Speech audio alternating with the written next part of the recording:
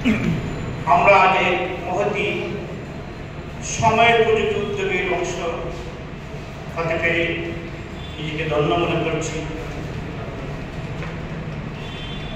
আমাদের এলাকার কিছু সন্তান, বিশিষ্ট সমাজসেবক, লেখক, তারুণ্যের অহংকার জনাব মাওলানা শামীম আহমদ কর্তৃক পরিচ্ছন্ন সমাজ গঠনে আমাদের দায়িত্ব শিষ্য গুরুত্বপূর্ণ গ্রন্থের রূপোন্মোচন উপলক্ষে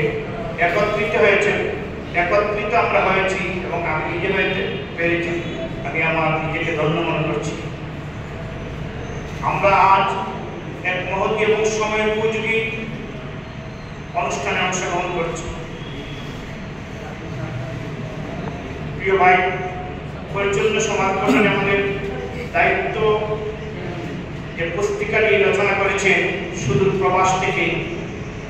আমরা জানি পরিচ্ছন্নতা কেবল বাহ্যিক নয়, মনের পরিচ্ছন্নতার।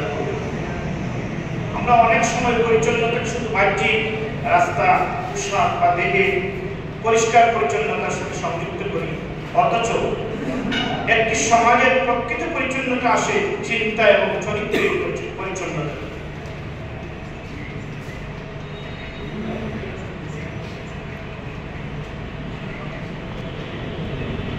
চিন্তার পরিচ্ছন্নতা মানে বিদ্বেষহীনতা, পক্ষপাতহীনতা এবং ইতিবাচক।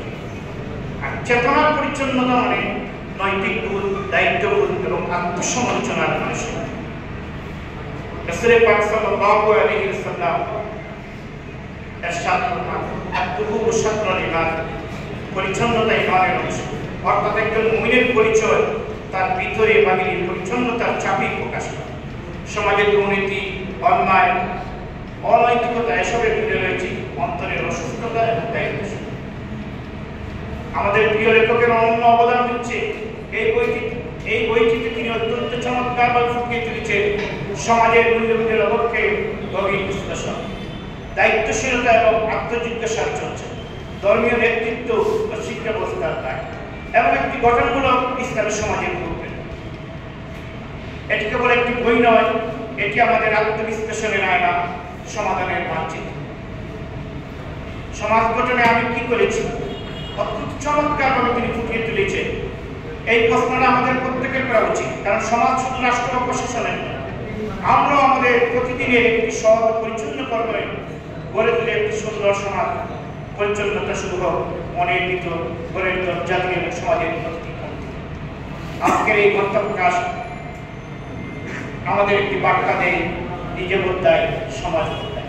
লেখক মাওলানা শামীম আহমদের এই প্রয়াসকে শুধু সাধুবাদ জানাই না, আমাদের কর্তব্য এই বার্তা ছড়িয়ে দেওয়া এবং নিজ নিজ জায়গা থেকে বাস্তবায়নের চেষ্টা করা। আসুন আমরা পরিচ্ছন্ন সমাজ গঠনে এই সফরে অংশ নিই। মাওলানা শামীম আহমদের চিন্তা চেতনাকে সাধুবাদ জানাই, অভিনন্দন জানাই। আল্লাহ আমাদের সহায় হোক। আমিন। ওয়া আখিরু দাওয়ানা আলহামদুলিল্লাহি রাব্বিল আলামিন। আসসালামু আলাইকুম।